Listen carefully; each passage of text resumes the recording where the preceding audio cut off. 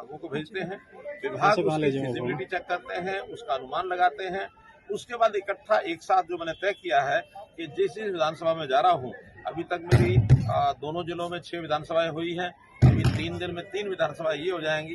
हर एक विधानसभा का लगभग 15 से 20 दिन का समय लगता है उन सब चीजों को इकट्ठा करके एक साथ। फिर भी कोई ऐसी गलियारों से टिप्पणी आ रही है, जिस तरह से कांग्रेस ने हाथ से हाथ जोड़ो यात्रा करी थी और आयोजन किए थे, और आज भी कांग्रेस नेता का एक बयान आया है कि अब मनोहर लाल खट्टर जी 2024 विधानसभा चुनाव के लिए ये जनसंवाद के कार्यक्रम का आयोजन करें। खीज है, उस खीज मिटाने के लिए वो बोलते हैं, और खीज कोई मिटाया तो मेरे बस में नहीं है। आखिर उन्होंने यात्राएं की है तो हमने कोई कमेंट थोड़ा ही किया है।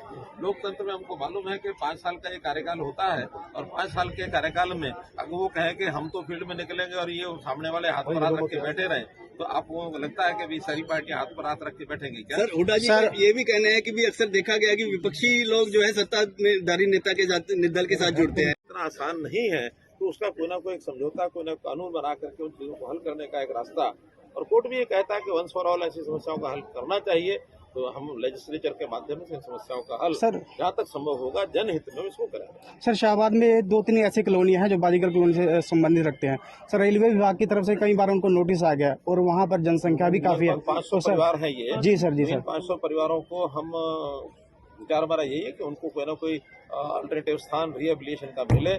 उसके लिए मैंने पिछली बार डीसी से भी बात की थी, कोई योजना बना करके कहीं कोई प्लॉट जमीन का, और उसमें कोई उनको या तो प्लॉट देने होंगे प्लॉट, नहीं तो कोई मकान बना करके भी देने की बात आएगी। एक पार्टिसिपेशन के आधार के ऊपर कुछ पार्टिसिपेशन उनका कराएंगे, कुछ हरियाणा सरकार का योगदान होगा उसमें, कुछ रेलवे का योगदान होगा, केंद्र सरकार की भी प्रधानमंत्री आवास योजना है, यदि उसका लाभ मिल सकेगा तो वो भी हम कराएंगे। अन्यथा स्टेट की योजना और रेलवे की और हमारे उन लोगों का पार्टिसिपेशन, ऐसा कुछ मिला करके योजना। सर, आपकी सरकार से जो जहाँ तक समझता हूँ कि जितने विवाद होते हैं, जितना लिटिगेशन कोर्ट्स में है आज की डेट में, सबसे ज्यादा लिटिगेशन अगर कोई है तो लैंड के मामलों को लेकर के है।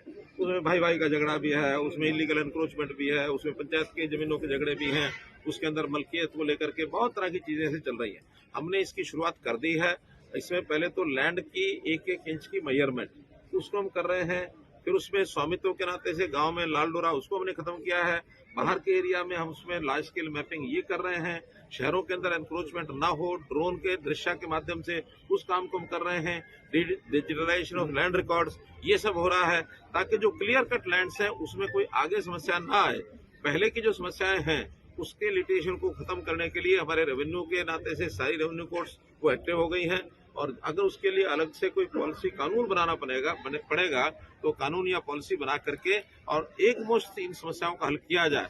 क्योंकि 50 साल से भी ऊपर, 60 साल से भी ऊपर लोगों के पास कब्जे है। वो तो अपना काम और अपने बेटे का काम, दो चीजों को जानते हैं। बापू बेटा की पार्टी आगे बढ़ती रहे, ये उनका टारगेट है, उद्देश्य है। कांग्रेस पार्टी के नाते मेडिकल कॉलेज हरियाणा कमेटी के अंडर रहेगा या अभी भी श्रोमणी कमेटी के अंडर रहेगा, तो ये हम नहीं बता सकते। अभी तो जो हमारी Haryana state gurdwara management committee है, ये उनका विषय है, वो जैसा विचार करेंगे वैसा करेंगे। सर, शाहबाद में हरियाणा के पहलवान खिलाड़ी हैं जो जंतर मंतर पे बैठे हैं, धरना दे रहे हैं। इस बीच उनका ब्रिज शर्मा जी का बयान आया है कि इसके पीछे बड़ी साजिश है, 100 करोड़ की साजिश कही है, और कहीं ना कहीं दीपेंद्र हुड्डा और वो विषय जिस लेवल का है उस विषय पर हमने ना कभी झाँका है, ना हम गए हैं।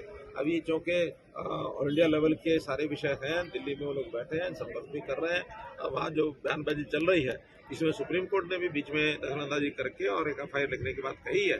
तो इसलिए जो बातें हैं, जैसा कोर्ट के आदेश के ऊपर FIR हुई है, उसका निर्णय जैसा सर, एक सवाल, सभी को प्रदेश में मालिकाना हक मिले, इसको लेकर प्रयास भी कर रहे हैं, लेकिन अभी आप जहाँ जहाँ जनसंवाद कार्यक्रम कर रहे हैं वहाँ इस तरह के चीजें भी सामने आ रही है, जमीन को लेकर जो झगड़े हैं, मुकदमे या मालिकाना हक है, रजिस्ट्री से रिलेटेड, इस तरह की नेता या कार्यकर्ता भी विपक्ष में शामिल होने हैं। देखिए, ये उनका वहम है। आज हमारे साथ जितने लोग जुड़े हैं या जुड़ रहे हैं, उनका तो नीचे बचा ही कुछ नहीं है, सब नीचे खोखला हुआ पड़ा है। और जब खोखला हो गया है तब उनको चिंता हुई है कि हमें जाकर के अपने सब कुछ संभालना चाहिए। एक नेता बोलते हैं जो हमारे से चले गए वापस आ जाओ, दूसरा नेता कहता है कि नहीं जाओ नहीं, जो हम आए हैं तुम्हारे यहाँ टिके रहो।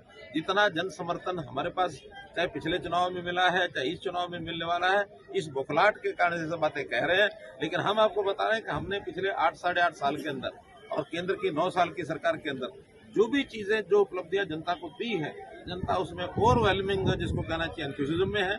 और उस एंथुसिज्म के कारण से अब जब वो हिलता नजर आता है, फिर उनका गणित भी गड़बड़ होता है। तरह तरह के गणित में उल्टी सीधी भाषा बोलते हैं, कभी ऋण की बात करते हैं, कभी बजट की बात करते हैं, कभी कोई बात करते हैं। इसलिए इस समय और मैं दूसरा भी कहता हूँ कि हमारे उपेंद्र हुड्डा यदि कांग्रेस के लिए कुछ काम करते तो हमको लगता है लोकतंत्र में एक मजबूत विपक्ष के नाते शायद बात कर रहे होंगे।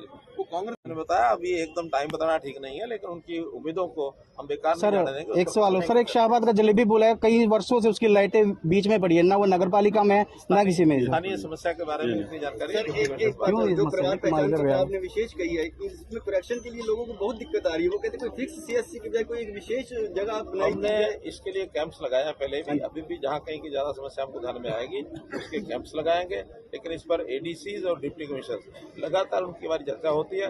हम तो ये भी कह रहे हैं कि हमारे पास कम से कम अपना परिवार पहचान पत्र लिखकर, नाम और उसका फोन नंबर लिखकर, एक लाइन में लिखे कि ये हमारी समस्या है, उसको लिख करके हमारे पास भेजे। हमारा हेडक्वार्टर भी उनको लगातार ठीक कर रहा है।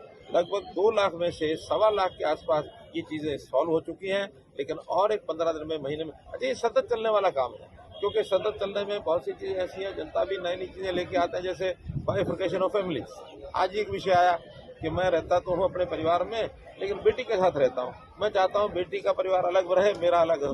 अगर अलग रहते नहीं है तो परिवार तो एक ही है। उस परिवार में इकट्ठे एक स्थान पर रहने वालों का एक ही परिवार पहचान पत्र होगा, वो नहीं होंगे, लेकिन इच्छाएं लोगों की रहती हैं, उसमें से कुछ लाभ उनको लगते हैं। इन सब चीजों को समझाने में थोड़ा टाइम लगेगा, फिर भी देर सर एक और बात, 4 साल में आप